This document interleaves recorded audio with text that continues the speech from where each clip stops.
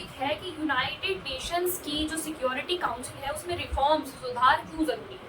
क्या ऐसी वजहें हैं जो जिनकी वजह से यूनाइटेड नेशंस में की जो सिक्योरिटी काउंसिल है उसमें रिफॉर्म्स होने आज के टाइम पे बहुत ज़्यादा ज़रूरी हो गए हैं। तो इसके लिए 1992 में यूनाइटेड नेशंस की जो जनरल असेंबली है उसने कुछ दिक्कतें बताई यूनाइटेड नेशन की सिक्योरिटी काउंसिल में कि ये दिक्कतें हैं जिसकी वजह से यूनाइटेड नेशन की सिक्योरिटी काउंसिल में रिफॉर्म जरूरी है। तो सबसे पहले उसने यूनाइटेड रेजोल्यूशन में बताया, 1992 के रेजोल्यूशन में बताया कि अब सिक्योरिटी काउंसिल जो है वो वर्ल्ड कंटेम्परेरी पॉलिटिक्स को रिप्रेजेंट नहीं करती, मतलब जो पूरे वर्ल्ड की जो पॉलिटिक्स है उसको अभी रिप्रेजेंट नहीं कर पाती। ठीक है। दूसरा जो उन्होंने बताया कि जो डिसीजन सिक्योरिटी काउंसिल में लिए जाते हैं वो बहुत एक तरफा होते हैं, वेस्टर्न, एक तरीके से बोले कि वो वेस्टर्न वैल्यूज पर ज्यादा बेस्ड होते हैं, वेस्टर्न कंट्रीज के लिए ज्यादा बेनिफिशियल होते हैं। तो ये सिक्योरिटी काउंसिल में इल्जाम लगाया जाता है। ठीक है। तीसरा हम देखते हैं कि नो इक्वल रिप्रेजेंटेशन।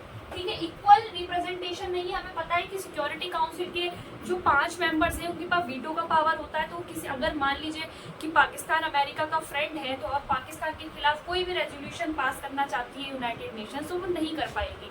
क्यों? क्योंकि अमेरिका जो है उसके खिलाफ क्या कर देगा, वीटो कर देगा।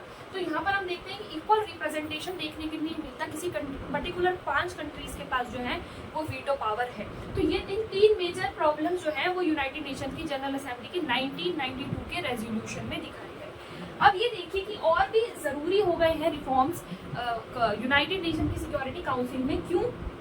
क्योंकि ये बना था 1945 में, जब हमारा कोल्ड वॉर चल रहा था। हमें पता है कोल्ड वॉर कब तक चला है, 1945 से 1990 तक हमारा क्या चला है, कोल्ड वॉर चला है। ठीक है। 1991 से हम देखते हैं कि जो हमारा वर्ल्ड है वो यूनिपोलर हो गया था, एक ही पोल रह गया था और वो था आपका अमेरिका। अब ये देखिए आपकी कोल्ड वॉर, इसको किसके लिए रखा गया था कि भाई ये कोल्ड वॉर जो है कहीं किसी बड़े युद्ध में ना बदल जाए, किसी बड़े वॉर में ना बदल जाए, थर्ड वर्ल्ड वॉर ना हो जाए, इसलिए यूनाइटेड नेशन और ये जो है बनाया गया था। अब यहाँ पे देखते हैं कि उस टाइम पर हो सकता है कि वो 5 ही कंट्रीज इंपॉर्टेंट हो, है ना। जो 5 कंट्रीज हैं आपकी, जो यूएनओ की आपकी परमानेंट मेंबर है, हो सकता है कि उस टाइम पे वो 5 ही कंट्रीज जो हैं वो सबसे ज़्यादा मिलिट्री तौर पे, इकोनॉमिक तौर पे मजबूत हो। पर आज के टाइम पर क्या है, आज के टाइम पर क्या वही 5 कंट्रीज जो है वो इकोनॉमिकली और मिलिट्री तौर पर जो है ताकतवर है? क्या आज उन्हीं कंट्रीज 5 कंट्रीज के पास मिलिट्री पावर है, उन्हीं के पास क्या वेपन्स हैं, उन्हीं के पास क्या न्यूक्लियर पावर? नहीं, आज जो है इंडिया भी इस रेस में आ चुका है।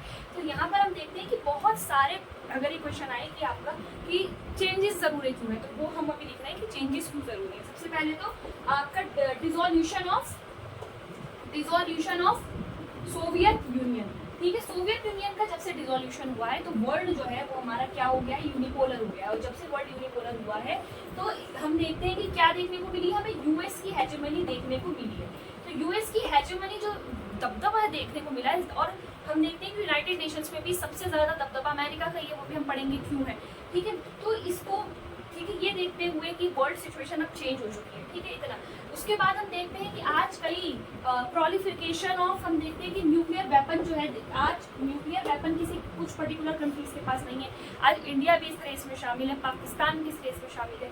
तो न्यूक्लियर वेपन जो है, टेररिज्म, ठीक है, टेररिज्म को रोकने के हम सारी कंट्रीज को मिलजुल के आना पड़ेगा, जहाँ पे सारी कंट्रीज के पास क्या हो, इक्वल पावर हो, ताकि एक अच्छा रेजोल्यूशन टेररिज्म के खिलाफ जो है वो पास हो सके। तो ये कुछ मेजर वजहों की वजह से हम देखते हैं कि कोल्ड वॉर के बाद ये कुछ क्या क्या हुआ कि सबसे पहले तो डिसोल्यूशन ऑफ सोवियत संघ हुआ। ठीक है, ये चेंज हुआ, यूनिपोलर हुआ वर्ल्ड, यूएस की हेजेमनी। ठीक है, कई डेवलपिंग कंट्रीज जो हैं वो आगे बढ़ रही हैं। ठीक है, ठीक है, इंडिया देखिए कितना जल्दी डेवलप हो रहा है। तो कई डेवलप आगे जो है हम देखते हैं कि उन 5 कंट्रीज को छोड़कर भी बहुत सारी कंट्रीज जो है वो डेवलप हो रही हैं। ठीक है, आज और कंट्रीज के पास भी न्यूक्लियर वेपन है, आज और कंट्रीज भी मिलिट्री तौर पर बहुत ज़्यादा ताकतवर है। तो इन सारी वजहों की वजह से कोल्ड वॉर के बाद ये सब चेंज आए हैं। तो इन वजहों से अब यूएन की सिक्योरिटी काउंसिल में चेंज जरूरी है। उसके बाद हम देखते हैं रिफॉर्म्स, बताइए क्या है। तो रिफॉर्म्स जो है, क्या रिफॉर्म जो है प्रपोज किए जाते हैं कि यूएनओ में कौन से रिफॉर्म्स होने चाहिए। तो सबसे पहला जो रिफॉर्म बताया जाता है यूएनओ में वो ये है कि इसके जो मेंबर्स हैं, इसकी जो मेंबरशिप है ना उसको बढ़ाया जाए। सबसे बड़ा जो इसमें थिंकर्स ये कहते हैं कि भाई सबसे बड़ा जो इसमें चेंज होना चाहिए वो इसके स्ट्रक्चर में होना चाहिए कि जो 15 मेंबर इन्होंने बना रखे हैं यूएनओ के। ठीक है, यूएनओ की सिक्योरिटी काउंसिल के अंदर जो 5 परमानेंट मेंबर होते हैं और 10 जो होते हैं वो आपके नॉन परमानेंट मेंबर होते हैं। तो तो ये इनको चेंज करो, इनको 5 से बढ़ा के 15-20 करो, ठीक है, और इनको 10 से बढ़ा के हम देखते हैं कि 35-40 करो, क्योंकि वर्ल्ड में ऐसा नहीं है कि अब बहुत कम ही कंट्रीज हैं ऐसी जो नॉन परमानेंट मेंबर जो है नहीं बन सकती। सारी मोस्टली आज सारी कंट्रीज जो है केपेबल है नॉन परमानेंट मेंबर बनने के लिए। तो ठीक है, तो यहाँ पर हम देखते हैं सबसे पहला सवाल उठता है कि भाई मेंबरशिप बढ़ाई जाए। दूसरा जो है, जो थिंकर्स कहते हैं कि ये वीटो की जो पावर है इसको खत्म करो, ठीक है। कोई अच्छा अगर रेजोल्यूशन हमें पास करना है किसी के खिलाफ, तो कोई उसकी जो फेवरेट कंट्री होगी, मान लीजिए अमेरिका या रशिया या कोई भी चाहे ना, तो वो उसको नहीं करने देगी, ठीक है। वीटो की पावर अगर खत्म हो जाएगी तो अच्छे सॉल्यूशंस जो है वर्ल्ड के सामने जो है वो निकल कर आएंगे, ठीक है। तीसरा जो हम ये कह सकते हैं, वीटो की पावर खत्म कर दीजिए, तीसरा कह सकते हैं कि इसकी एक अपनी खुद की आर्मी होनी चाहिए। हमें पता है जब भी कोई ऑपरेशन या कुछ भी यूएनओ को करना होता है तो हम देखते हैं कि यूएनओ जो है आर्मी ट्रूप्स जो होता है वो अमेरिका से, इंडिया से जो है मंगाने पड़ते हैं। इंडिया की आर्मी जाती है लड़ने, अमेरिका की आर्मी जाती है लड़ने। तो इसका जो है क्या होना चाहिए, आर्मी इसकी खुद की एक परमानेंट आर्मी होनी चाहिए, ठीक है। और क्या चाहिए, डेमोक्रेटिक नेशंस को जो है, डेमोक्रेटिक नेशंस को हम देखते हैं कि ज़्यादा शामिल करने के लिए कदम उठाने चाहिए, ठीक है। डेमोक्रेटिक नेशंस के लिए अच्छी से अच्छी पॉलिसीज बनानी चाहिए ताकि वो डेवलप हो सके। उसके बाद हम देखते हैं इक्वल रिप्रेजेंटेशन की बात होती है यहाँ पर। इसकी बात होती है इक्वल रिप्रेजेंटेशन की, मतलब जैसे जनरल असेंबली में हो गया ना, मैंने आपको बताया था ना पिछली वीडियो में, जनरल असेंबली में क्या होता है, जनरल असेंबली में 1 वोट होता है, सारे 193 कंट्रीज के पास 1 वोट होता है, ठीक है। तो ये जनरल असेंबली की तरह जो है सिक्योरिटी काउंसिल को भी बना देना चाहिए कि जो सब हैं उनके पास सब जो है इक्वल रिप्रेजेंटेशन हो, ठीक है। तो ये कुछ चेंजेस जो हैं, इम्प्रूवमेंट, और जो सिक्योरिटी काउंसिल में शामिल होने का जो तरीका है वो क्या होना चाहिए, सिंपल होना चाहिए ज़्यादा से ज़्यादा, ठीक है। तो ये कुछ मेजर चेंजेस जो है, इम्प्रूवमेंट और रिफॉर्म जो है ये देखे हमने। उसके बाद एक बार बताती हूँ, हमको चेंजेस किए भी गए थे 2005 में, ठीक है। सबसे पहले तो एक डेमोक्रेटिक फंड बनाया गया था, ठीक है। ज़्यादातर ये वाला क्वेश्चन आपको पूछा जाता है कि क्या इम्प्रूवमेंट और रिफॉर्म्स होने चाहिए। चेंजेस हम देखते हैं कि देखिए डेमोक्रेटिक फंड्स, ठीक है, का ये बनाया गया। ह्यूमन राइट कमीशन, ठीक है, जो आपके अगर कहीं किसी कंट्री में वायलेशन हो रहा है राइट्स का तो उसकी तरफ ध्यान देना। 19 जून को आपका ह्यूमन राइट डे भी बनाया जाता है, ठीक है। तो ह्यूमन राइट कमीशन बनाया गया वर्ल्ड का, ठीक है। आपका वर्ल्ड कम्युनिटी बनाई गई कि भाई अगर कोई देश किसी पर्टिकुलर इंडिविजुअल का, मतलब कोई भी किसी भी इंसान का किसी कंट्री के अंदर हम देखते हैं कि उसको एट्रोसिटीज़ का सामना करना पड़ रहा है, तो वर्ल्ड कम्युनिटी उस पर ध्यान देगी। और हमें देखते हैं पीस फाउंड कमेटी भी, यहाँ पर पीस फाउंड कमेटी बनाई गई। तो ये 2005 के बाद यूएन के अंदर कुछ क्या गए थे, ये कुछ बदलाव जो हैं किए गए, ठीक है। डेमोक्रेटिक फंड्स बनाए गए, डेमोक्रेटिक कंट्रीज में ज़्यादा से ज़्यादा ध्यान दिया जाए उनके डेवलपमेंट के लिए, उनको ज़्यादा से ज़्यादा टेक्नोलॉजी जो है यूएन के थ्रू जा सके। तो ये कुछ रिफॉर्म्स थे, ठीक है। 5 नंबर में 6 नंबर में ये क्वेश्चन आता है पॉलिटिकल साइंस। उसके बाद हम देखते हैं यूनिपोलर वर्ल्ड एंड यूएन। देखिए सबसे ज़्यादा यूएन के अंदर हम देखते हैं कि जो डोमिनेंस है वो किसका डोमिनेंस है, हमें देखने को मिलता है आपका यूएस का, ठीक है। सबसे ज़्यादा बजट के अंदर भी अगर हम देखें जो कंट्रीब्यूशन है वो भी किसका है, यूएस का। कई बार जो मेजर पॉलिसीज होती है यूएन की उसमें हमें आपका यूएसए का बहुत ज़्यादा रोल देखने को मिलता है, ठीक है। तो ये आप बता सकते हैं अपने आंसर में, इसमें चेंजेस आफ्टर कोल्ड वॉर में। ये इसलिए ज़रूरी है कि रिफॉर्म ज़रूरी है क्योंकि यूएस का जो डोमिनेंस है वो यूएन बहुत ज़्यादा है। India contribution to UN. अब इंडिया का क्या कंट्रीब्यूशन है यूनाइटेड नेशंस में, सबसे पहले तो आपको पता होना चाहिए इंडिया 8 बार जो है 8 टाइम्स यूएन का क्या हो गया, नॉन परमानेंट मेंबर बन चुका है। नॉन परमानेंट मेंबर था मतलब जो 2 साल के लिए इलेक्ट होते हैं ना नॉन परमानेंट मेंबर, वो बन चुका है। उसके बाद बात करें कि 24 अक्टूबर को हमें पता है कि यूएन स्टैब्लिश हुआ था और 30 अक्टूबर को हम जानते हैं कि ये इंडिया जो है यूएनओ का पार्ट बन गया था, ठीक है। तो ये सबसे पुराना जो है, सबसे पुराने मेंबर्स में से एक है। दूसरा जो है ये नॉन परमानेंट मेंबर रह चुका है 8 बार, वो भी उसका यूएन के बजट में भी इसका अच्छा कंट्रीब्यूशन है, यूएन के बजट में भी इसका अच्छा कंट्रीब्यूशन आता है, ठीक है। उसके बाद अगर बात करें जो यूएन का जो चार्टर है उसमें जो बातें बताई गई हैं ह्यूमन राइट्स के बारे में, ठीक है, वो सारे राइट्स, ठीक है, वो सारे प्रिंसिपल्स जो हैं आज इंडिया में फॉलो किए जाते हैं एज अ फंडामेंटल राइट्स, ठीक है, as a directive principle of state policy, ठीक है। तो हमने यूएनओ की जो सारी तरीके से जो मेजर बातें हैं, किस तरह से कम्युनिटी में आपको पीस स्टैब्लिश करना है, वो सारी बातें जो है हमने देखी, ठीक है। कई जब भी ट्रूप्स की ज़रूरत पड़ी है, ट्रूप्स की जब भी हम देखते हैं कि सेना की ज़रूरत पड़ी है यूएनओ को, तो हमें हमारे 2.5 मिलियन से ज़्यादा आज तक 2.5 मिलियन से ज़्यादा सैनिक जो हैं आज तक यूएनओ की हेल्प जो है वो कर चुके हैं, ठीक है। अपनी जानों को सेक्रीफाइस कर चुके हैं यूएनओ के लिए। ठीक है, कोई भी अगर जैसे कि मान लीजिए सूडान का मामला हो, इराक का मामला हो, जब इराक ने कुवैत पर हमला किया था, तब इंडिया ने जो है एक बैलेंस ओपिनियन दिया है अपना हमेशा यूएनओ को लेकर। ठीक है, तो यहाँ हमने देखा कि इंडिया का कंट्रीब्यूशन बहुत है। ठीक है, उसके बाद हम देखते हैं इंडिया परमानेंट मेंबर बनना चाहिए या नहीं। इसके लिए आपको एज अ जैसे इंडियन सिटीजन आपको बताना है कि क्या, ये क्वेश्चन बहुत आता है कि इंडिया की परमानेंट मेंबर बनने के लिए आप क्या पॉइंट्स बताएंगे यूएनओ के अंदर। सबसे पहले तो देखिए लार्जेस्ट इकोनॉमी है। ठीक है, लार्जेस्ट डेमोक्रेसी दुनिया की सबसे बड़ी डेमोक्रेसी है। हमारा कॉन्स्टिट्यूशन जो है जिन प्रिंसिपल्स को लेके, जिन वैल्यूज़ को लेके बात करता है, वही वैल्यूज़ जो है किससे आपकी मैच करती हैं, आपकी यूएनओ के चार्टर से, जो बात उसमें लिखी गई है। ठीक है, तो आपको ये बता देना है कि हमारी जो वैल्यूज़ है कॉन्स्टिट्यूशन के अंदर, ठीक है, जो प्रिंसिपल्स हमारे कॉन्स्टिट्यूशन के अंदर बता रखे हैं, कई राइट्स जो हैं यूएनओ के चार्टर, जो एक यूएनओ बोलता है कि एक कंट्री को देने चाहिए, वो मिले। उसके बाद हम बात करें इकोनॉमिकली, तो इंडिया जो है इकोनॉमिकली भी बहुत जो है धीरे धीरे डेवलप हो रहा है काफ़ी। ठीक है, इंडिया की जीडीपी जो होती है वो भी कितनी हाइट है हम देखते हैं। उसके बाद हम ये जानते हैं कि इकोनॉमी के बाद अगर हम देखें तो आपका कौन सा था, values constitution, largest economy, population के मामले में भी देखें तो इंडिया जो है वो सबसे आगे है।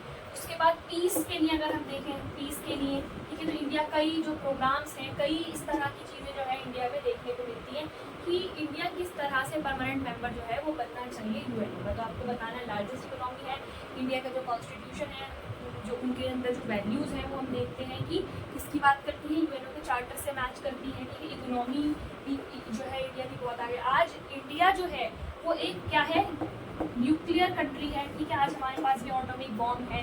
ठीक है, तो यहाँ हम देखते हैं एक स्टेबल इकोनॉमी है। सबसे पहले तो स्टेबल इकोनॉमी है हमारी, एक स्टेबल डेमोक्रेसी के अंदर जो है हम जी रहे हैं। ठीक है, तो ये हम कुछ पॉइंट जो है बता सकते हैं कि इंडिया को परमानेंट मेंबर जो है बनना चाहिए। पॉपुलेशन के मामले में भी इंडिया सेकंड है। ठीक है, तो यहाँ हम देखते हैं मिलिट्री के तौर पे भी इंडिया आज बहुत ज़्यादा स्ट्रॉन्ग है। ठीक है, तो ये कुछ पॉइंट ज्योग्राफी के, अगर डाइवर्सिटी के मामले में देखें तो सारे पॉइंट्स हो गए, लेकिन डाइवर्सिटी के मामले में देखें तो इंडिया बहुत आगे है। ठीक है, इंडिया का ज्योग्राफिकल डाइवर्सिटी देख लीजिए आप, कल्चरल डाइवर्सिटी देख लीजिए आप, तो इंडिया हर वो सारे पॉइंट जो एक यूएनओ बताता है परमानेंट मेंबर बनने के लिए, वो हमने सारे फुलफिल कर रहे हैं। तो इंडिया को परमानेंट मेंबर बनना चाहिए। 1992 में तो इंडिया, ब्राज़ील, जर्मनी और जापान, इन कंट्रीज़ ने बोला भी था कि हमें जो है यूएनओ की परमानेंट मेंबरशिप मिलनी चाहिए, हमें भी क्या होना चाहिए, यूएन का सिक्योरिटी काउंसिल का परमानेंट मेंबर बनना चाहिए। तो ये कुछ मेजर पॉइंट जो है ये आप लिख सकते हैं। ठीक है, तो ये हमने देखा। अब इसके बाद हम देखेंगे हमारी कुछ इंटरनेशनल एजेंसीज, कुछ ऑर्गेनाइजेशन जो हम पढ़ेंगे जो यूएनओ के अंदर आती है। ठीक है, तो देखिए बेसिकली इसमें क्या आता है आपका सारा कि कौन सा, जैसे WTO जो है वो कब इस्टेब्लिश किया गया था, उसमें कितने मेंबर्स हैं, उसका क्या काम है। ठीक है, इतना आपसे पूछा जाता है। ठीक है, तो सबसे पहले हम बात करते हैं वर्ल्ड बैंक की। तो वर्ल्ड बैंक जो है आपको पता है कि 1945 में ये इस्टेब्लिश हुआ था। ठीक है, इसका जो हेड क्वार्टर है वो कहाँ पर, इसका हेड क्वार्टर है वॉशिंगटन DC, और वॉशिंगटन DC कहाँ पर है आपका अमेरिका में।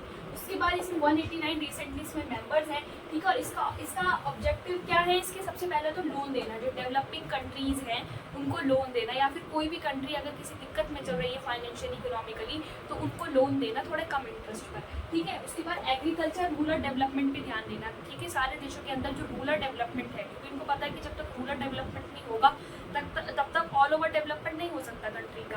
तो यहाँ पे एग्रीकल्चरल एंड रूरल डेवलपमेंट का वर्ल्ड बैंक का ऑब्जेक्टिव है उसको डेवलप करना। उसके बाद एनवायरमेंटल प्रोटेक्शन पर भी ये लोग ध्यान देते हैं। तो ये इसके 3-4 रोल हो गए, और 189 कंट्रीज़ हैं, वॉशिंगटन DC में इसका हेडक्वार्टर है। उसके बाद है आपका, अच्छा इंडिया जो है, हाँ ये देखिए ये इम्पॉर्टेंट है इसका, इंडिया जो है उन 17 कंट्रीज़ में से है जो फाउंडेड मेंबर थे वर्ल्ड बैंक के। आपको याद रखना है, इंडिया जो है उन 17 कंट्रीज़ में से एक है जो फाउंडेड मेंबर थे। आपके ब्रेटन वुड्स कॉन्फ्रेंस हुई थी, उसके अंदर जो है उसका जो एजेंडा बनाया था, ब्रेटन वुड कॉन्फ्रेंस का जो एजेंडा था कि किस तरह से वर्ल्ड बैंक होगा, तो उसके अंदर 70 मेंबर्स में जो है हम देखते हैं कि इंडिया भी शामिल था। ठीक है, कुछ आपका एडिशनल इन्फॉर्मेशन हो गया। उसके बाद है WTO वर्ल्ड ट्रेड ऑर्गेनाइजेशन। इसके जो इस्टेब्लिश हुआ था ये हुआ था 1995 में। इसका जो हेड क्वार्टर है वो है आपका जेनेवा में।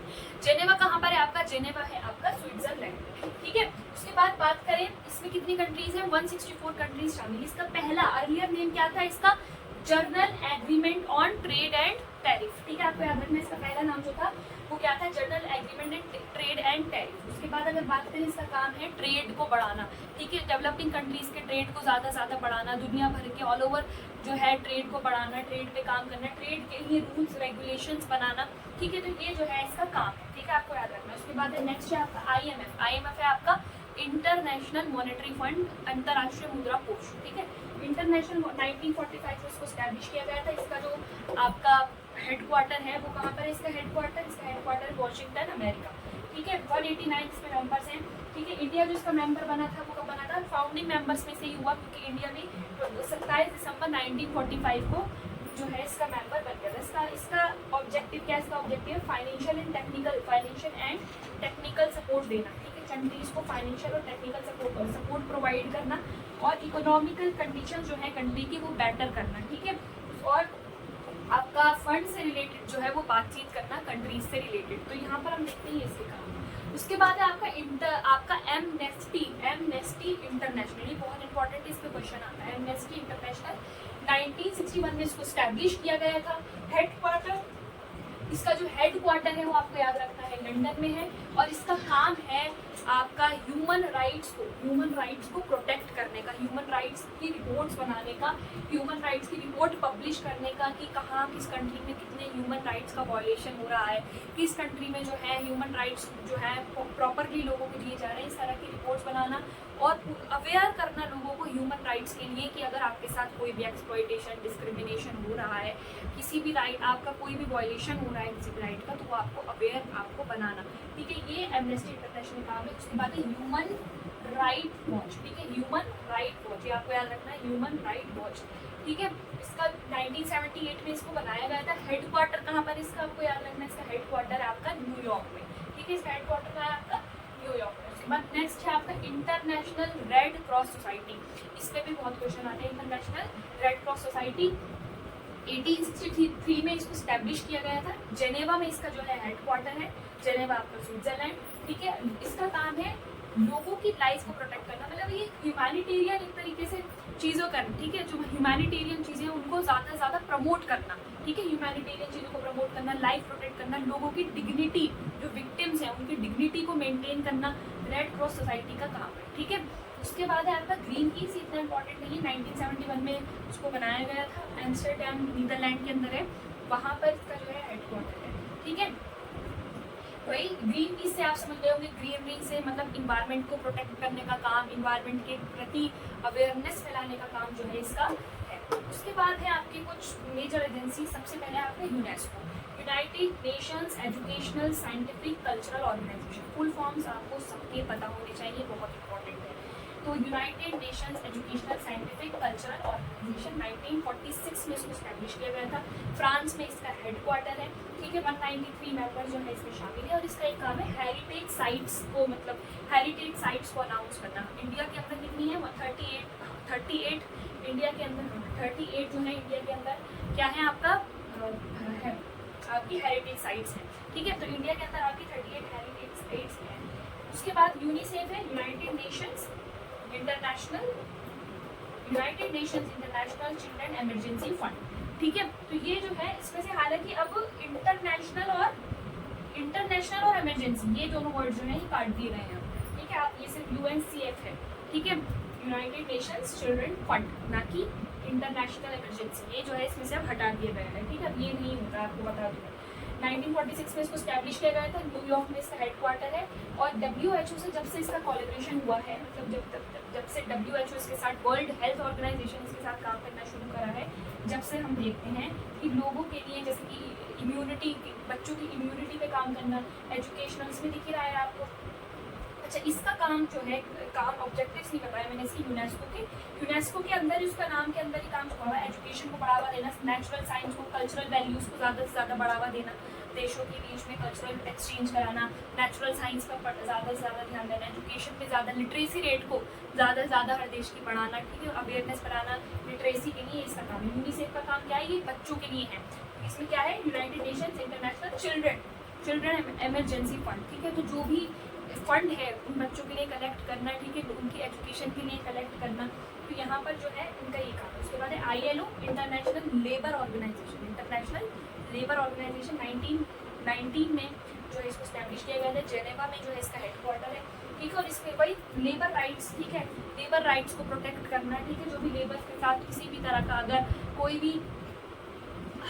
भी मतलब एक्सप्लॉइटेशन अगर हो रहा है लेबर्स का, तो उसके लिए आवाज़ उठाना, ठीक है। तो ये जो है इनका ILO का काम है। उसके बाद है WHO वर्ल्ड हेल्थ ऑर्गेनाइजेशन 1948 में हम देखते हैं इसको स्टैब्लिश किया गया था। 7 अप्रैल को हमें याद है 7 अप्रैल को हम क्या बनाते हैं, आपका वर्ल्ड हेल्थ डे बनाते हैं ना। वर्ल्ड हेल्थ डे कब बनाते हैं हम, 17 अप्रैल को, ठीक है। तो ये आपको याद रखना है कि ये हमारी कुछ एजेंसीज थी, इसकी फुल फॉर्म्स आपको पता होनी चाहिए और कब स्टैब्लिश हुई थी और सबके मोटे मोटे काम जो है कि क्या है, सबके मोटे मोटे काम, सबके नाम में ही उनके काम जो है वो छुपे हुए हैं। तो हमारा ये चैप्टर खत्म हुआ। आई होप आपको ये वीडियो पसंद आई होगी। Thanks for watching.